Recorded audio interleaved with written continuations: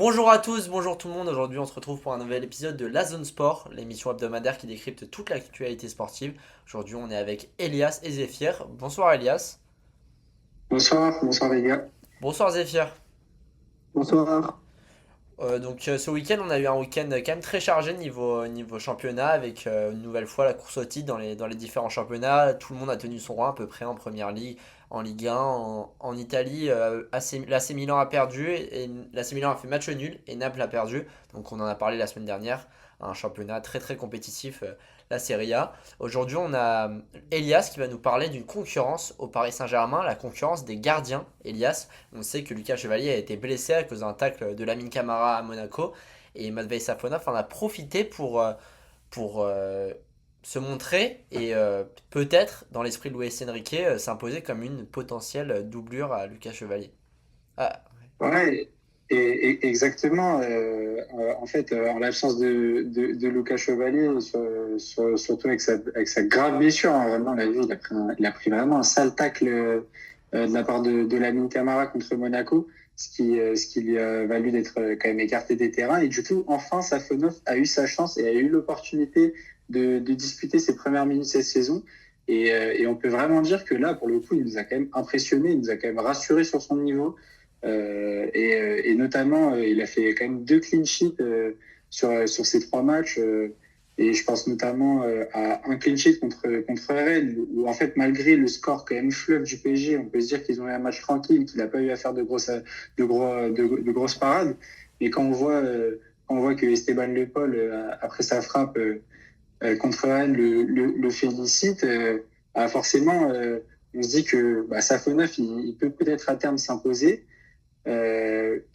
Également contre Bilbao, il est aussi très bon pour rester inviolé, laisser sa cage inviolée. Et puis samedi face à Metz, honnêtement, il encaisse des buts qui sont pas vraiment sa faute. Honnêtement, les buts ne sont pas pour lui et il permet justement de rester au contact avec Lens parce qu'il a quand même fait des arrêts décisifs euh, contre Metz, très très important pour pas que le PSG se fasse surprendre contre cette équipe messine. Mais est-ce qu'en finale de Coupe intercontinentale, est-ce que Luis Enrique va vraiment lui laisser sa chance? C'est la question, parce que bousculer une hiérarchie de gardiens, c'est quand même assez compliqué dans le football, et surtout que Lucas Chevalier a la pleine confiance de Luis Enrique. Il l'affirme dans ses nombreuses conférences de presse quand on lui pose la question sur le sujet. Donc moi, je sais pas, c'est une concurrence qui peut s'établir, une concurrence saine, en tout cas je l'espère pour le PSG. Et les gars, je te pose la question, Zéphyr, est-ce que Lucas Chevalier peut être relégué au rang de deuxième gardien quand on sait l'intérêt que lui avoue le Paris Saint-Germain et la confiance que lui donne le coach, ou est-ce il va quand même rester numéro un, quoi qu'il arrive, quoi qu'il se passe, malgré les performances très satisfaisantes de Matvei Safonov? Ouais, c'est vrai que, comme tu l'as dit, au vu des bonnes performances de Savonov, il a quand même fait 2 clean sheets et seulement 2 buts encaissés sur les quelques matchs où il a joué là. Il peut très bien bousculer la hiérarchie. Après, est-ce que ce serait bon pour un grand club comme le PSG d'avoir une hiérarchie? On l'a souvent vu, que ce soit quand il y a eu Navas et Donnarumma, ça a fait beaucoup d'histoires en interne avec les deux joueurs qui voulaient être titulaires. Pour moi, il n'y a rien de bon dans un club à avoir une concurrence entre les deux. Il ne faut pas d'alternance. Après, est-ce que Safonov peut devenir numéro un? Oui, mais il ne faut pas qu'il y ait une alternance de numéro un, numéro 2, numéro un, numéro 2. Ça va faire que des problèmes d'égo, que des situations. Et pour un PSG qui espère aller décrocher peut-être un deuxième titre européen et continuer sur sa lancée de l'an dernier, c'est que du négatif pour moi, pour le PSG, d'avoir une concurrence comme ça. Après, au vu des performances de Safonov et de la fébrilité de Chevalier depuis le début de la saison, on sait qu'il est excellent au pied, mais il est moins rassurant sur sa ligne. On l'avait vu dès le premier match contre Tottenham avec 2 fautes de main. Donc pour moi, si Safonov continue comme ça, s'il rejoue quelques matchs et qu'il continue comme ça, un changement pourrait s'opérer. Et par contre, il faut surtout éviter l'alternance numéro un, numéro 2. Voilà, Elias.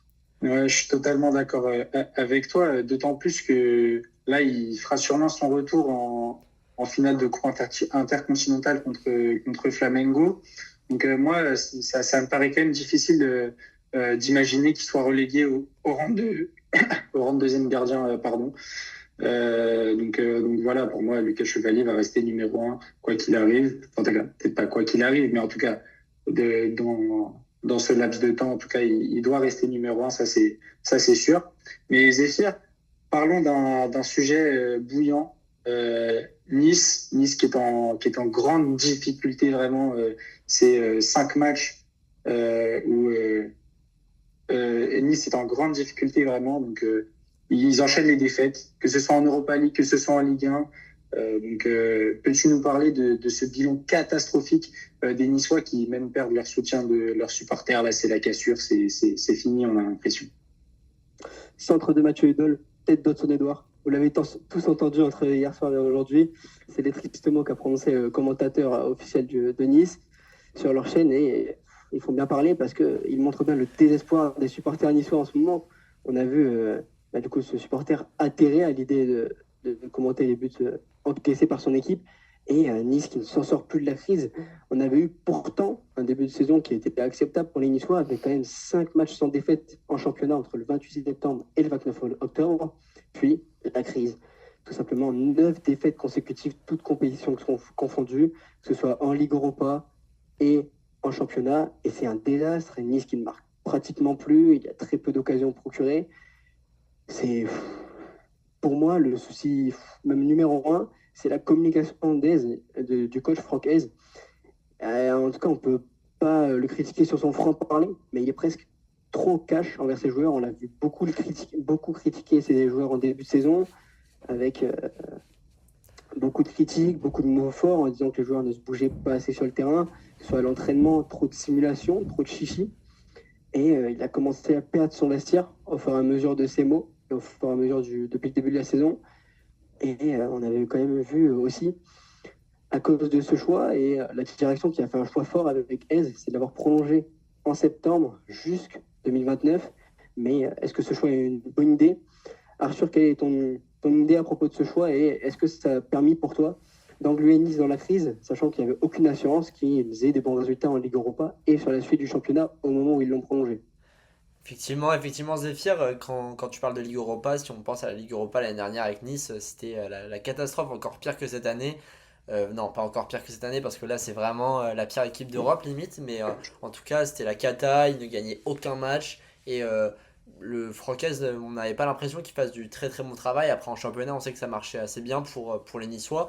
Mais l'année dernière, la Ligue 1 était peut-être un peu moins compétitive que cette année. En tout cas, je pense que Zéphyr, on ne peut pas blâmer les dirigeants niçois car on ne pouvait pas s'attendre à une telle situation, des tels rebondissements avec les supporters. Là, on sent que c'est tout un environnement niçois qui est en crise. C'est pas seulement le coach et les joueurs, c'est les supporters, c'est les dirigeants, c'est tout le monde.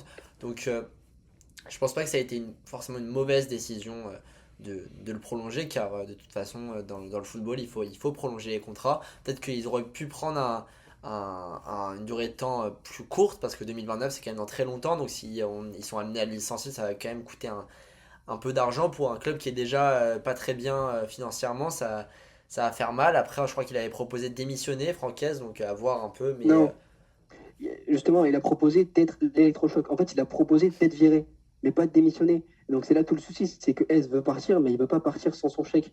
Donc il dit, moi je veux bien être l'électrochoc, le fusible, mais il va absolument toucher ces plus de 2 millions, je crois, qu'il toucherait s'il était viré, parce que son contrat est prolongé jusqu'en 2029. C'est là tout le souci. Et que Nice s'est mis dans un bourbier en prolongeant au final, parce que derrière, avec leurs mauvais résultats, ils ne peuvent plus le virer tellement ça leur coûterait financièrement, Arthur. ouais, bah merci Zéphyr pour cette précision, mais en tout cas, c'est sûr que Francaise, il a aucun intérêt à perdre en tout Ah cas bah oui, son argent, tu vois ce que je veux dire. Donc lui, sûr. il va pas dire du jour au lendemain, je jette les 2 millions par la fenêtre. Mais, mais en tout cas, ouais, Zéphyr, là après la défaite contre Lorient, je sais pas si tu t'en rappelles, les joueurs qui avaient été tapés, là maintenant le problème niçois, il en vient jusqu'à la mairie où le maire Christian Estrosi il soutient les supporters, donc c'est vraiment une espèce de rivalité entre les joueurs, les supporters. Là, comme tu l'as dit, centre de Mathieu Hudol, tête d'Hudson-Edouard, les supporters, ils font de la peine, limite les supporters niçois, on sent qu'ils se reconnaissent plus dans ce club. Donc en tout cas, Zéphyr, est-ce que tu peux nous parler un peu du programme qui arrive pour Nice? On sait qu'ils jouent Saint-Etienne en Coupe de France. Mais s'ils continuent sur cette dynamique, Saint-Etienne, franchement, ça va être compliqué pour eux d'aller chercher la victoire, voire de marquer un but, ce sera un exploit. Bah, c'est vrai que le souci, c'est que là, on a des joueurs tellement démotivés cette semaine avec la défaite. Bon, contre Lens, il y a eu un petit sursaut, mais contre Braga et contre Angers la semaine dernière, il y avait tellement de démotivation sur les visages des joueurs, tellement peu d'espoir que même, oui, comme tu l'as dit, mettre un but contre Saint-Etienne, ce serait vu comme une performance hors du commun, tellement ils sont désastreux. C'est vrai qu'on en rigole avec Elias là, mais c'est même, enfin, c'est triste de voir un club quand même est détenu par des personnes avec énormément d'argent, le groupe Ineos, qui normalement l'argent permet quand même d'avoir des bons résultats dans le sport, dans le foot. Et là, c'est quand même un désespoir qui continue, un cercle vicieux pour les supporters niçois. Et c'est bien triste à voir. Et on espère quand même pour l'OGC Nice qu'ils sortiront de cette crise. Mais là, ça paraît compliqué et on aura peut-être un bout de réponse dimanche avec le match contre Saint-Etienne. Bah, Zéphyr, moi juste une petite question quand même pour finir sur le sujet niçois. On sait que Ineos c'est quand même Daniel Radcliffe, donc il a quand même des moyens. Je pense que 2 millions ça le dérange pas de les poser. Mais en fait, ce que je remarque, c'est quand même dès qu'il y a un gros investisseur comme Ineos, comme le fonds d'investissement américain à Bordeaux, un gros investisseur qui ne porte pas forcément d'attention, une énorme attention au club, souvent ça marche pas très bien, tu vois. Si on prend un contre-exemple comme un investisseur comme QSI ou quoi, qui vraiment il s'implique concrètement dans le projet à Paris, là ça peut potentiellement marcher. Mais quand un groupe comme Ineos, comme le fonds d'investissement Kings à Bordeaux arrive dans le football comme ça et se désintéresse entre guillemets du club, là on sent pas que ça les touche énormément le groupe Ineos alors que leur club est en train de tout perdre en ce moment. Donc est-ce que tu penses que c'est un problème de patron parce que ça va pas forcément bien depuis le changement de patron ou est-ce que tu penses que c'est vraiment un problème plus profond à l'intérieur du club? Bah, à la base, le problème, oui, il vient peut-être des patrons. C'est vrai qu'on a des situations contraires en Italie où les dirigeants indonésiens sont arrivés, ils ont posé 300 millions sur la table, notamment à Com et les Indonésiens. Et c'est des choses comme ça qui marchent. Des gens qui sont investis, comme tu l'as dit, avec QSI. Et là, le problème, il était peut-être à la base chez les dirigeants à Nice avec une mauvaise gestion. Mais là, maintenant, le problème, il est répandu de partout. On a des joueurs démotivés, des supporters qui boudent le club. Les tribunes sont désormais vides. On a un coach qui reste à la tête du navire, mais qui n'a plus de solution, avec une équipe qui n'y arrive plus, et des supporters et des joueurs qui n'y sont plus. Donc là, à tous les échelons, Nice est perdu. Enfin, il faudrait tout rebâtir de A à Z, mais ça va être pratiquement mission impossible. Au mercato d'hiver, ils n'ont pas non plus des ambitions de dépenser énormément. Ils vont perdre des joueurs importants pendant la CAN. Enfin, en plus, malgré que Nice soit déjà en crise, on ne voit pas comment ils pourraient sortir de la crise. Et c'est ça qui est encore plus grave. Ouais, bah en tout cas, Zéphyr, là, on va passer à la première ligue où il y a une grosse équipe qui est en train de faire ses preuves.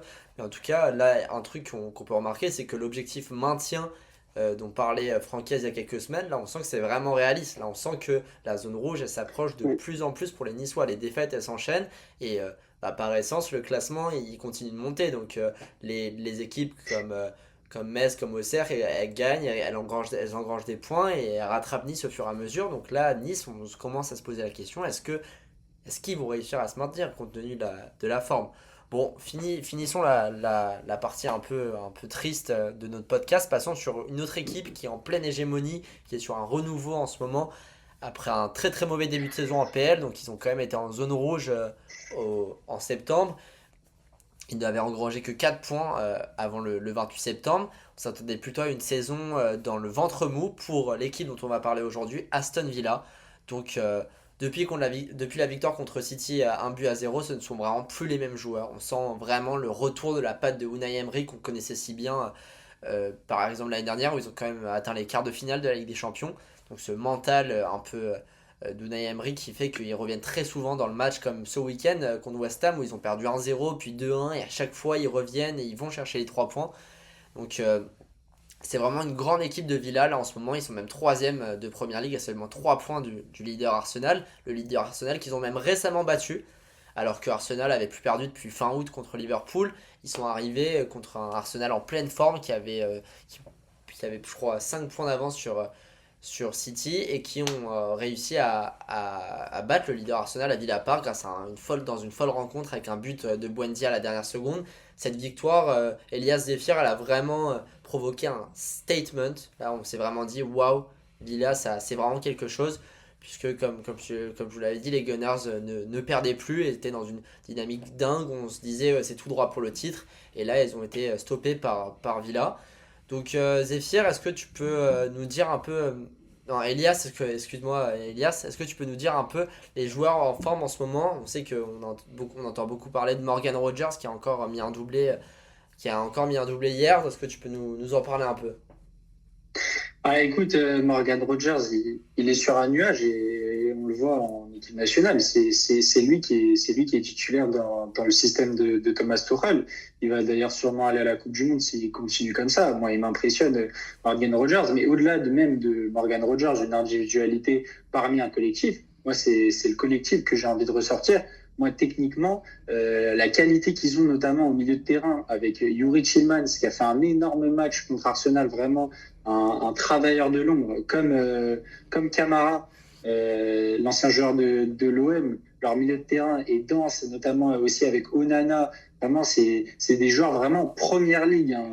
On est clairement sur ce calibre première ligue, sur ce standard. Ils ont des standards techniques assez élevés, très très élevés, et on le ressent sur le terrain. J'ai regardé le match de Manchester City parce que je les supporte. Honnêtement, ils m'ont impressionné techniquement. Ils ne perdaient pas un ballon dans les petits espaces. Et ça, c'est vraiment, faut vraiment leur donner énormément de crédit à ce qu'ils font cette saison parce que c'est tout simplement exceptionnel. Et là, en fait, je me disais, mais est-ce que dans la course au titre, ils vont pouvoir tenir après cette victoire incroyable à l'arraché au bout du bout contre Arsenal où ils ont quand même plutôt dominé une partie du match. Bah écoute, là contre les Hammers, contre West Ham, j'ai cru qu'ils allaient laisser le match s'échapper à 2-1. Et ils ont fait preuve de résilience, notamment avec Morgan Rogers qui claque un but exceptionnel, une frappe hors de la surface pleine lucarne. Donc ouais, clairement là, Aston Villa, petit à petit, il faudra qu'il confirme au fur et à mesure, parce qu'on avait dit la même chose de Chelsea, et on a vu que sur les deux matchs d'après, ils ont défaite contre Leeds, nul 0-0 contre Bournemouth. Donc il va falloir qu'ils confirment contre les petites équipes, car on sait contre les grosses équipes, ils seront toujours au rendez-vous, ils seront toujours compétitifs. Donc est-ce que pour toi, Arthur, ils peuvent vraiment s'infiltrer comme le troisième maillon de cette course au titre entre Manchester City qui fait de très bons résultats récemment et Arsenal qui continue malgré un match très difficile à Wolverhampton où ils ont failli vraiment faire le faux pas qui aurait pu leur coûter très très très très cher. Bah écoute, Elias, moi, pour rebondir un peu sur ce que tu as dit, là, cette saison d'Aston Villa, elle me fait penser à celle qu'on avait eue il y a 2 ans, je crois, où les Villans avaient été dans le top 3 sur le podium au Boxing Day. On se disait, ouais, pourquoi pas, est-ce que les Villans pourraient aller chercher le titre? Et en l'occurrence, ils ont quand même réussi à avoir une place qualificative en Ligue des Champions, mais ça a été plus compliqué au printemps d'aller chercher les 3 points à chaque match. Donc je pense que là, pour les Villans, faut pas non plus délirer, faut se dire, faut remettre les objectifs, se dire qu'on va aller chercher la place qualificative en LDC. Là, c'est sympa d'être sur le podium, mais City Arsenal, ça semble quand même être trop juste d'aller les chercher parce que contrairement à City Arsenal, Aston Villa a quand même du mal contre les petites équipes. On sent que c'est dur à chaque fois d'aller chercher les 3 points. Donc c'est pour ça que pour moi, ils doivent se recentrer leurs objectifs, aller chercher la Ligue des Champions. Après, si pour eux, ça continue à bien se passer, si au printemps ils sont deuxième, troisième, voire premier, là on pourra se poser la question, est-ce que vraiment Villa est potentiellement un title contender? Mais là actuellement, je pense qu'il y a deux équipes, deux écuries qui sont au-dessus du lot. Et je pense que ça va se jouer entre City et Arsenal. Moi je suis plus du côté de City. Je pense qu'ils ont plus d'armes pour aller chercher le titre. Les Gunners qui ont peut-être moins d'expérience et qui vont peut-être cette expérience va leur faire défaut dans la deuxième partie de saison. Mais je pense que les Villans, c'est assez exceptionnel ce qu'ils font, sachant qu'ils ont quand même été en zone rouge. Mais là, il faut se recentrer sur la Ligue des Champions. Elias, je sais pas ce que tu en penses. Est-ce que toi, tu as un petit penchant City-Arsenal pour cette fin de saison, pour clôturer un peu ce tour outre-Manche? Bah, écoute, moi, je sais pas vraiment me placer parce que en fait, quand je vois Arsenal, il gagne ce match contre Wolverhampton en n'ayant marqué aucun but que des contre son camp. D'ailleurs, un contre son camp du gardien assez lunaire, on va pas se mentir. Donc ouais, Arsenal, attention à la fébrilité, hein, parce que Thierry Henry l'a dit, la peur de gagner peut parfois être plus grande que celle de perdre. Donc faut vraiment faire attention à Arsenal. Et Manchester City est en embuscade, ils ont l'expérience, ils ont Pep Guardiola pour justement leur apporter. Voilà, ils ont les cadres qui ont réussi à faire ces remontées exceptionnelles en fin de championnat pour tenir là jusqu'à la période d'avril-mai. Donc forcément, City, pour moi, ils vont aller chercher le titre, ils vont aller gagner l'APL au nez à la barbe de d'Arsenal, ça c'est sûr. Zéphyr, moi je sais pas ce que tu en penses, mais et en tout cas, moi, c'est mon ressenti sur cette course au titre qui s'annonce palpitante. Et là, on va rentrer dans une période du Boxing Day hyper importante en décembre. Là, ça peut être le tournant. Oui, bah, moi je vous rejoins, je vois pas non plus Villa prendre le titre en première ligue. Mais on rappelle, Arthur, tu as parlé de Coupe d'Europe et de Ligue des Champions. Pour Villa, on les a vus, ils avaient fait un beau parcours et ils avaient réussi à faire douter le PSG l'an dernier quand même en quart de finale de la Ligue des Champions. Ils avaient été intéressants sur la scène européenne après leur saison excellente en PL. Donc, intéressant de les revoir dans des configurations, dans les grandes compétitions et au plus haut niveau contre les plus grandes équipes européennes pour des duels au sommet. Voilà. Bon, bah, en tout cas, merci Elias et Zéphyr pour cet avis un peu sur votre pronostic sur la prochaine, enfin, la course au titre en Angleterre. Donc, merci à tous pour ce podcast. On va se retrouver courant de semaine, voire ce week-end pour discuter un peu. Il y a le match de Coupe intercontinentale, comme tu l'as dit, PSG Flamengo mercredi, qu'on suivra avec attention. Il y a même une vidéo qui sort demain pour discuter un peu de Flamengo, l'équipe coachée par Philippe et Luis. Et on se retrouve donc ce week-end pour discuter un peu de l'actualité sportive comme d'habitude. Donc ça a été un plaisir. Merci Elias et Zéphyr encore et on se retrouve dans quelques jours. Ouais, ciao, ciao. N'hésitez pas à nous suivre sur Instagram et sur tous les réseaux pour donner de la force. Voilà, il y a des contenus spécifiques qui arrivent, notamment sur Flamengo.